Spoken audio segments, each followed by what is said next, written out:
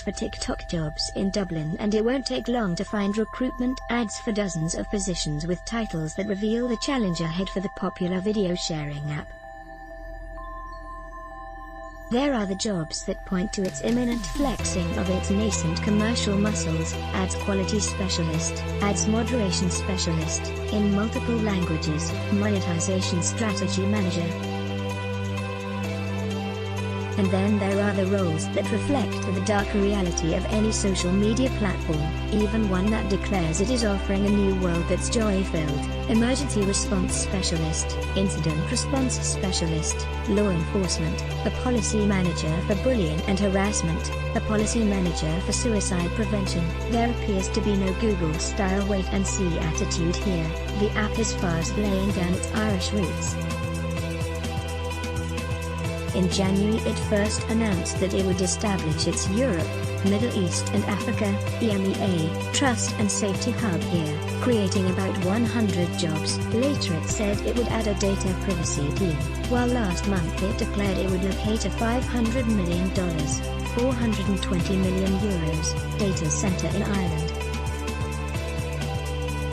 But this talent acquisition has been happening over a summer in which TikTok has rarely been out of the international news, not because of any lip-syncing or quirky dancing videos it has hosted, though it has hosted many, but because its Chinese ownership has drawn the special, unrelenting ire of a White House that loves little more than waging economic war with China. Citing somewhat vague national security concerns, Donald Trump's administration declared itself against TikTok, with an early August executive order designed to block all U.S. transactions with its Chinese parent, ByteDance, with effect from September 20th. It seems not everyone's a fan of beauty tutorials and water-based pranks. Trump then insisted that TikTok's U.S. operations be sold by September 15, or else. The threat was not clearly defined, with the result that Beijing-based ByteDance has now reached a technical partnership agreement with Larry Ellison's database giant Oracle for its U.S. business, stopping short of a full, algorithm-sharing sale. Ellison, one of the richest men in the world, is a fundraiser for Trump. Rival proposal from Microsoft, meanwhile, was rebuffed, leading it to lament that its ownership would have been good for TikTok's users, while protecting national security interests. Smarting like any rejected suitor, Microsoft dryly added, "We look forward to seeing how the service evolves in these important areas." Sarah Cooper, probably TikTok's biggest crossover starter date, for adults at least efficient loopy can't remember when or where I first heard about TikTok, but I do remember when I downloaded the app, because it was yesterday morning, as research for this column. I wanted to see if I would be served any ads. I wasn't, as it's still only warming up advertising.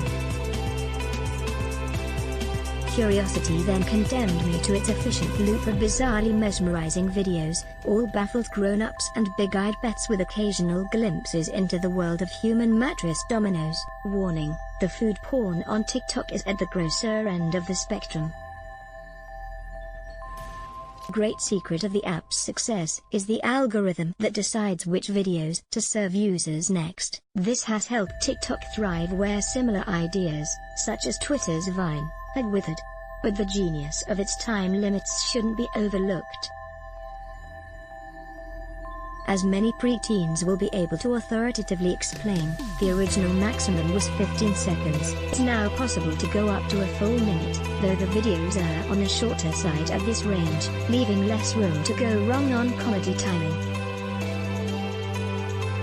You could call it the ultimate expression in user-generated content, but that phrase, a buzzword only 10 minutes ago, already sounds anachronistic.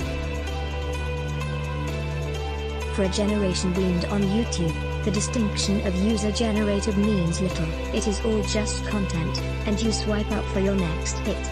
TikTok is either terribly addictive or addictively terrible. Either way, it might just be doom scrolling on Twitter. Monthly users. The app, which only became available outside China in 2017, has been downloaded globally more than 2 billion times, though a more pertinent figure is its tally of monthly active users.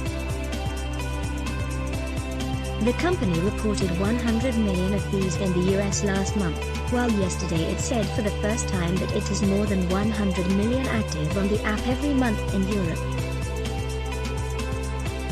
Here, Ipsos MRBI's social media tracker estimated at the start of 2020 that 90,000 people in the Republic aged 15 plus were using the app daily. The number is likely to have swelled during lockdown, while a large slice of its most enthusiastic user base is likely to be under 15 and therefore outside the reach of an Ipsos MRBI telephone survey. Anyone with app fatigue can sleep soundly knowing the cream of TikTok will inevitably do the rounds on other social media and messaging platforms. To date, the biggest crossover star, for adults at least, is probably Sarah Cooper, the Trump lip-syncing comedian who created her initial Trump videos using TikTok, to which she was introduced by her young nephew, but went viral thanks to Twitter. She is now making her own Netflix special.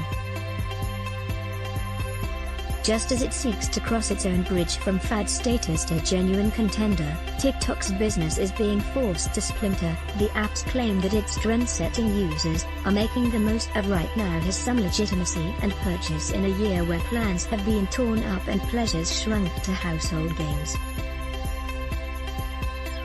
And yet TikTok has still ended up as a football in a Trumpian trade war, because, hey, that's 2020, and everything must be miserable. Business Today. Get the latest business news and commentary. Sign up here. Let's block ad. Show your love for him. Click the link in description. Thanks for watching.